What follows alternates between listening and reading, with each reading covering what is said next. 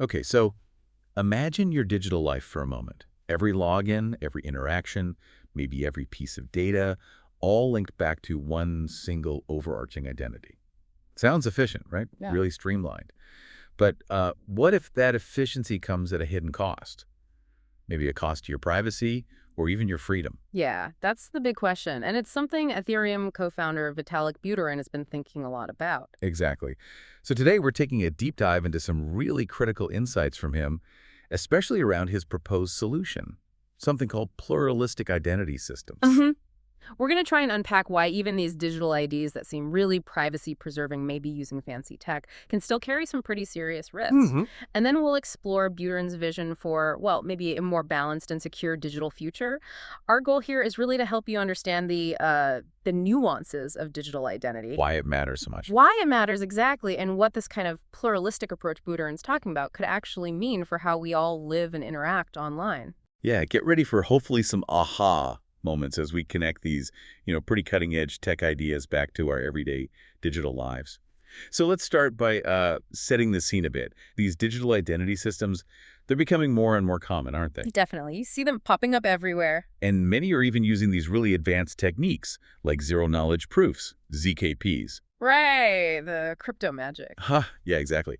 That clever trick that lets you prove something like, say, you have a valid ID, but without actually, revealing all the personal details on it.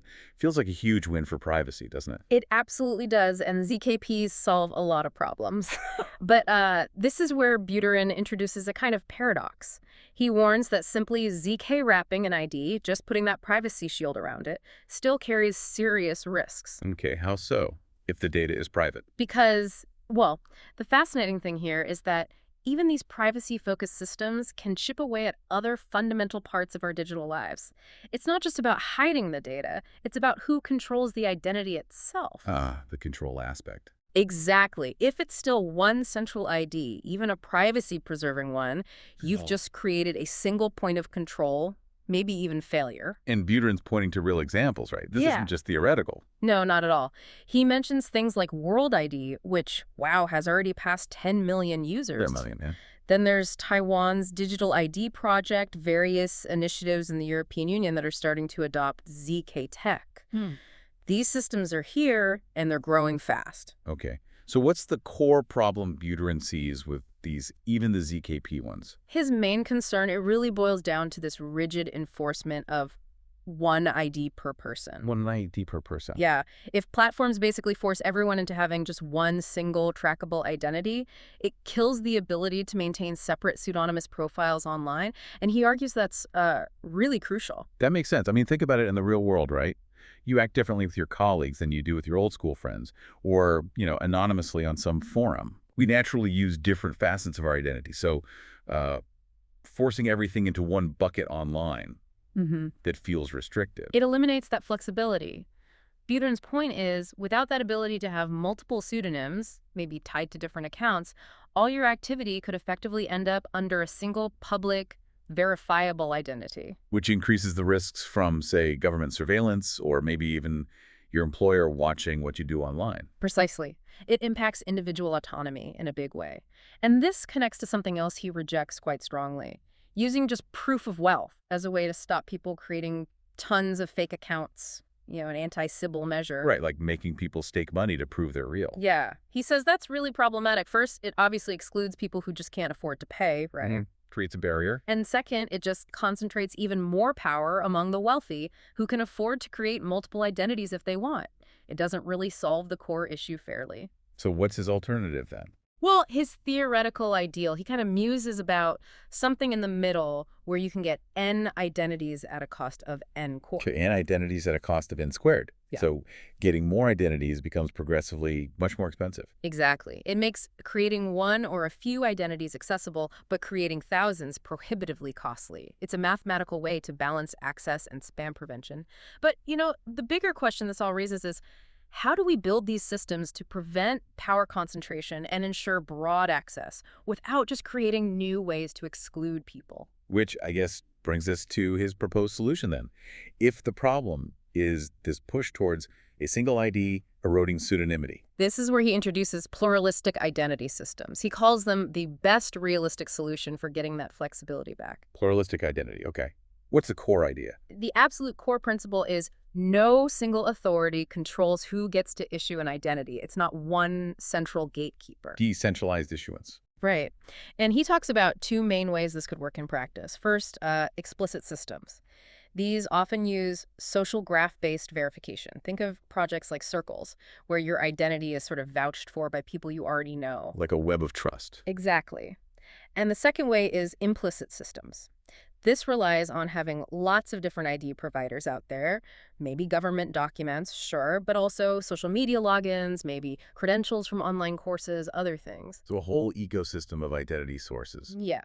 The idea is that you'd rely on multiple providers, so no single ID ever gets close to, like, 100% market share. You maintain choice and avoid dominance. Okay, that sounds, well, it sounds more resilient, actually. What are the practical benefits he highlights? Well, one big one Buterin notes is that any form of pluralistic identity is just naturally more error tolerant. Error tolerant, meaning? Meaning if one system fails, or if you can't access one type of ID for some reason, maybe you're stateless, maybe you lost your documents, maybe you just don't trust a particular provider, you're not completely locked out of the digital world. Right. It provides backup options.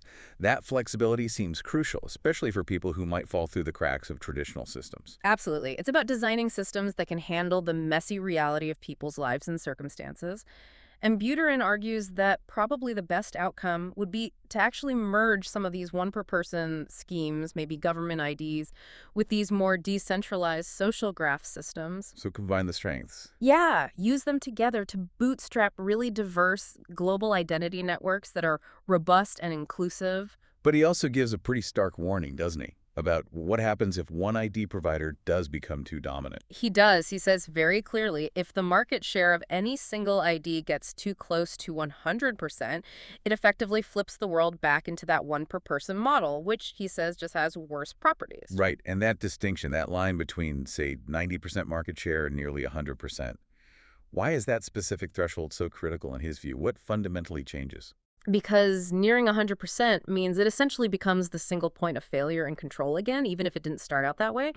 It kills pseudonymity because there are no real alternatives. It centralizes power massively in the hands of that one dominant issuer. It opens the door wide open to censorship, exclusion, surveillance, all the things he's worried about. So even approaching total dominance is dangerous. Yeah. His core belief really is that only a truly pluralistic system, one with genuine diversity and competition among identity providers, can actually strike the right balance between privacy, inclusivity, and resisting abuse online. Connecting it to the bigger picture, it's really about building digital systems that genuinely serve everyone, not just create new ways to control or exclude people. So yeah, we're taking quite a journey here into Vitalik Buterin's vision for these pluralistic identities.